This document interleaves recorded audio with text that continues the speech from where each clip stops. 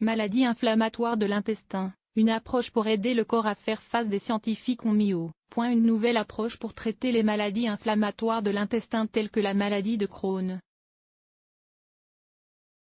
Elle consiste à déclencher un mécanisme de défense naturel pour aider le corps à lutter contre l'inflammation. Les maladies inflammatoires chroniques de l'intestin, MICI, qui comprennent notamment la maladie de Crohn, sont difficiles à traiter par leur aspect multidimensionnel et multifactoriel. Elles impliquent à la fois des gènes, des facteurs environnementaux comme le stress, le microbiote ou flore intestinale, et le système immunitaire.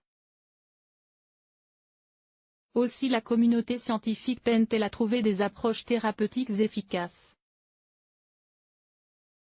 Des chercheurs israéliens ont fait le pari d'opter pour une approche naturelle, qui consiste à aider le corps à faire face à l'inflammation. Dans une étude sur des souris publiée dans la revue Cell Report, ils rapportent avoir déclenché un mécanisme de défense naturelle qui incite le corps à aller lui-même combattre l'inflammation intestinale.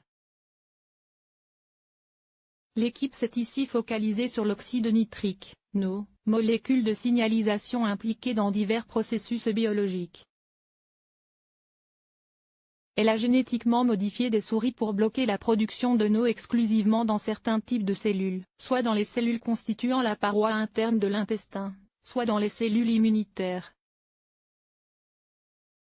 Résultat, les symptômes d'une maladie semblable à la colite s'aggravaient lorsque la synthèse de NO était bloquée dans les cellules de l'intestin.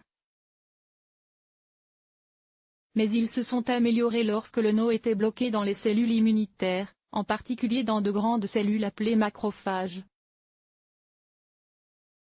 Les scientifiques ont conclu que si les maladies inflammatoires de l'intestin sont traitées en augmentant les niveaux de NO, cela peut engendrer des effets secondaires dans les cellules en dehors de la muqueuse intestinale.